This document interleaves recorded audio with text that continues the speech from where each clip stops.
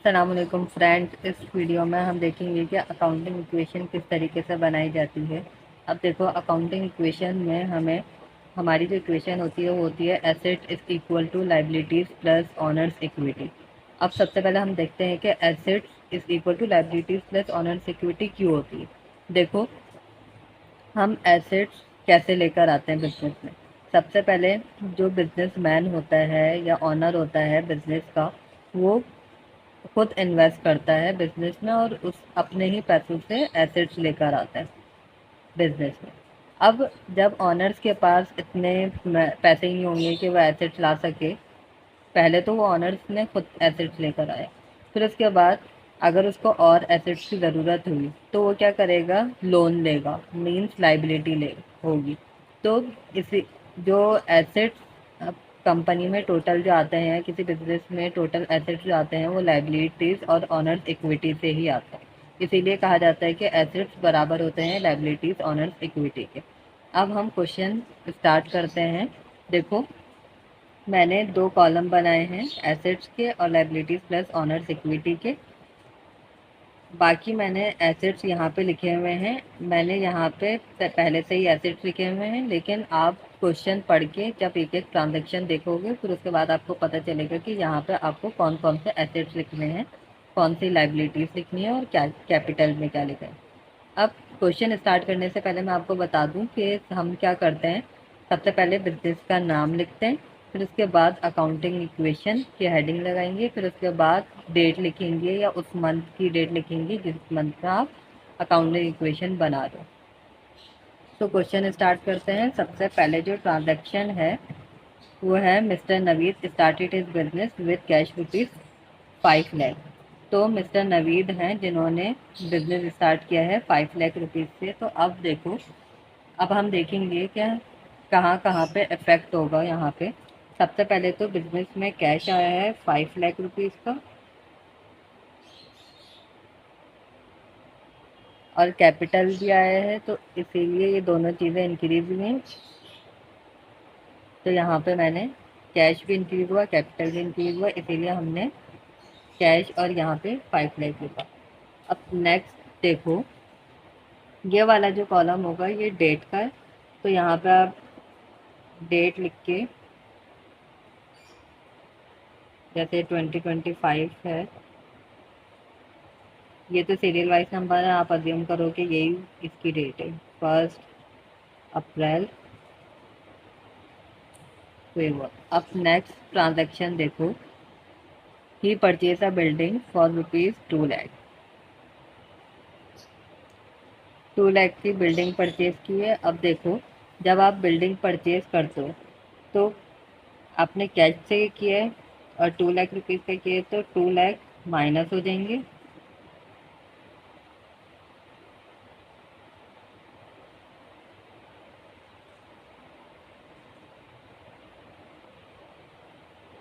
और बिल्डिंग में 2 लाख यहाँ पे लिख देंगे क्योंकि हमने 2 लाख की बिल्डिंग खरीदी है।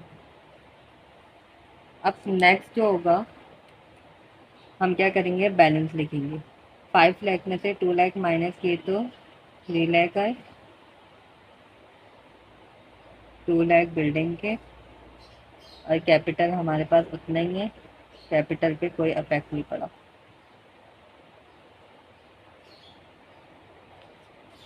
अब इसके बाद जो नेक्स्ट ट्रांजेक्शन है, he purchase furniture for rupees 30,000।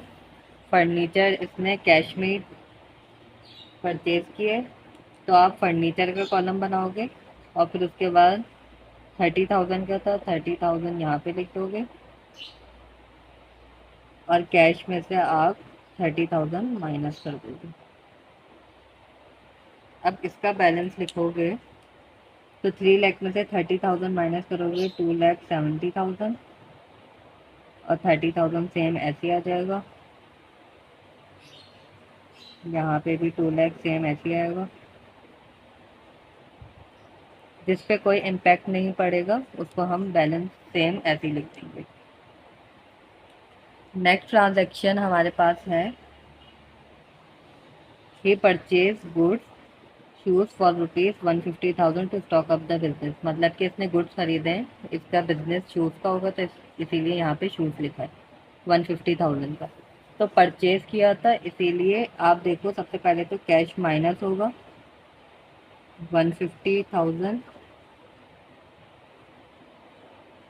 और गुड्स परचेज किए तो यहाँ पे ऐड हो जाएगा गुड्स में 150,000।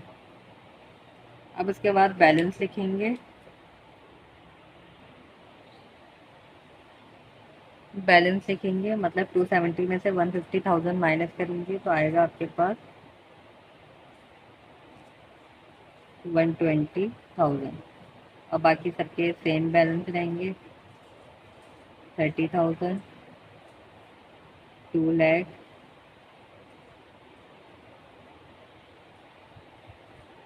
और यहाँ पे भी 5 लाख रहेगा।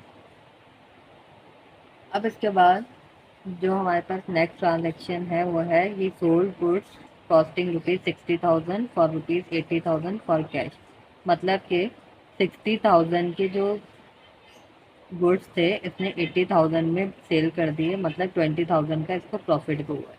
सबसे पहले तो आप क्या करो,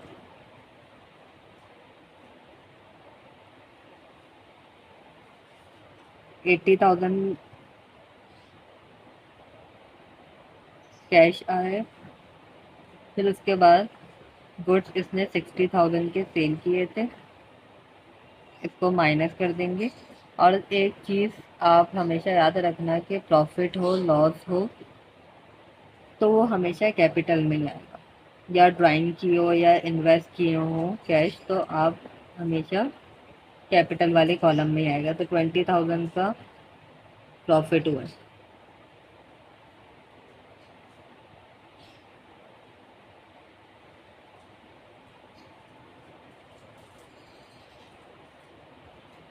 अब 120,000 में 80,000 प्लस करेंगे तो 2 लाख, यहाँ पे भी 2 लाख, 30,000, ये तो सेम सारे ऐसे रहेंगे।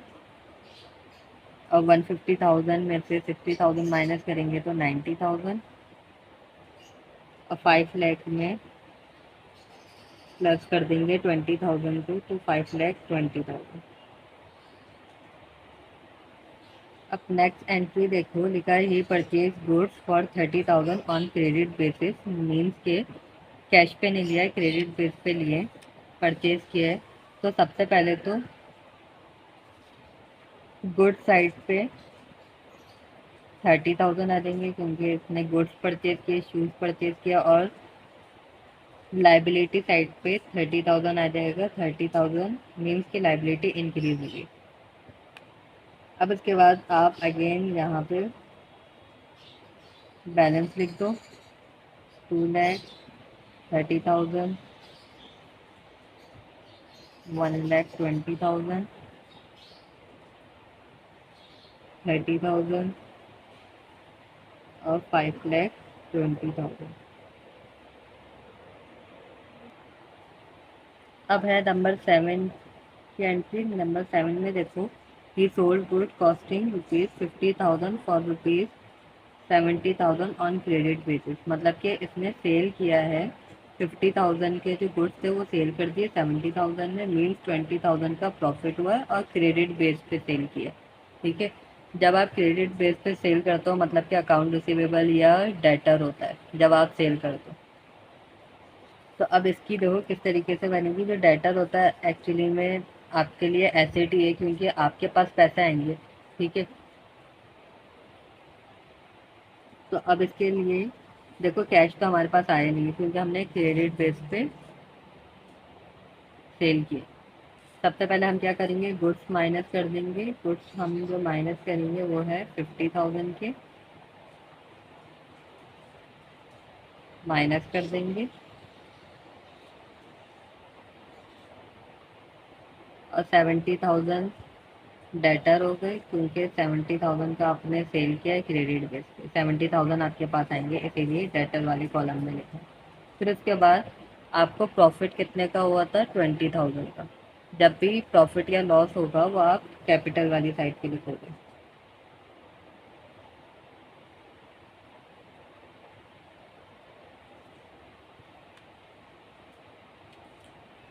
अब यहाँ पे आप सेम बैलेंस लिख दोगे।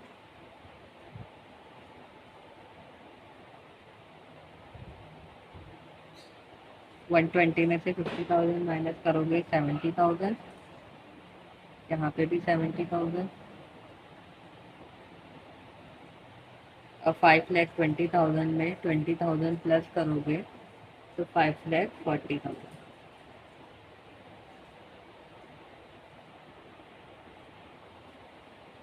अब देखेंगे नंबर 8 पे लिखा हुआ है क्रेडिटर वॉज पेड 30,000।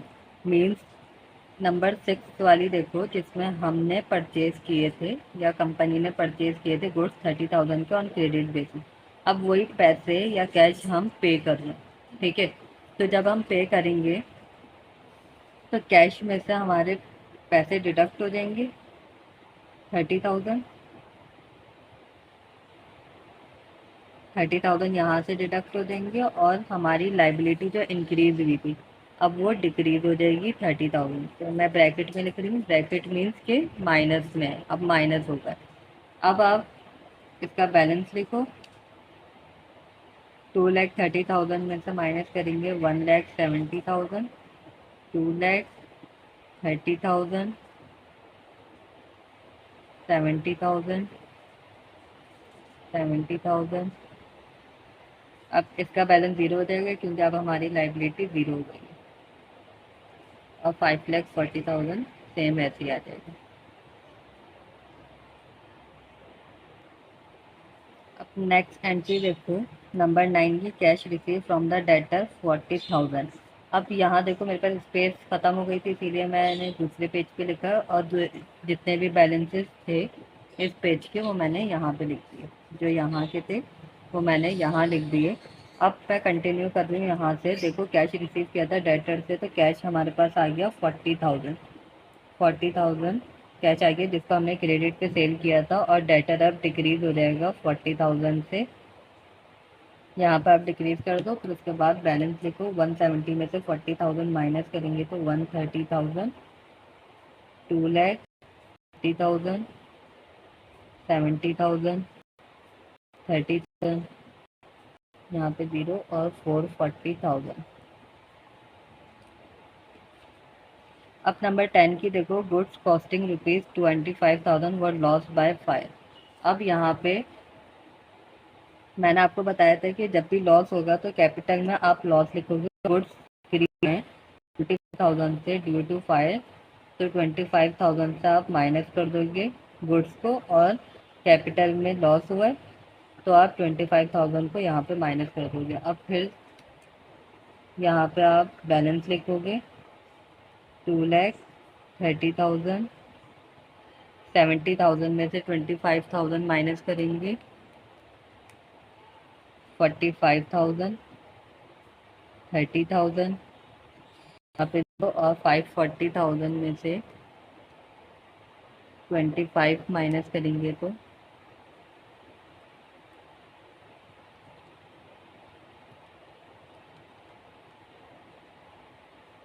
515,000। अब नेक्स्ट एंट्री देखो, लिखा है ही paid salaries and telephone bill ₹7,000। अब देखो जो एक्सपेंसेस होंगे वो भी कैपिटल में ही माइनस होंगे, ठीक है। अब पेमेंट किए तो कैश से किया आपने, कैश माइनस करो 7,000 से, और एक्सपेंसेस थे तो वो भी 7,000 से माइनस कर दो यहाँ। अगेन आप यहाँ पे बैलेंस लिखो 123,000, 2,30,000, 45,000, 30,000, 0 और 515,000 में 7,000 माइनस करेंगे तो आपके पास आएगा 508,000।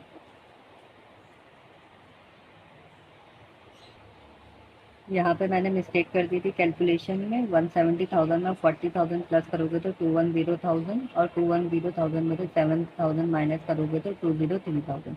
अब नेक्स्ट ट्रांजैक्शन देखते हैं। नेक्स्ट ट्रांजेक्शन में है ही borrowed money from a bank as bank loan ₹50,000। अब देखो लोन लिया था बैंक से, तो जब आप लोन लोगे तो आपके पास कैश तो इंक्रीज होगा, ठीक है, 50,000 से। इसी के साथ आपकी लाइबिलिटी भी इंक्रीज होगी क्योंकि लोन लिए 50,000, ये इंक्रीज हो गया। अब आप अगेन इसका बैलेंस निकालो तो आपके पास आएगा 253,000, 2,30,000, 45,000, 30,000 और 508,000। अब लास्ट में आपको क्या करना है कि जितने भी एसेट साइड्स हैं उन सबको प्लस करो, मतलब ये वाली जो है इन सब एसेट्स को प्लस करो और जो लाइबिलिटीज और ऑनर्स इक्विटी है इन सबको प्लस करो। ये वाली साइड और ये वाली साइड दोनों इक्वल होनी चाहिए। अब देखो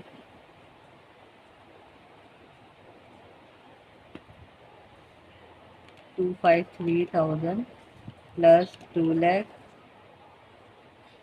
plus 30,000 plus 45,000 plus 30,000 asset side है मेरे पास 558,000 और आप इन दोनों को भी प्लस करो 5,08,000 को 50,000 से, आपके पास आएगा 558,000। Means liability plus owner's equity दोनों इक्वल है।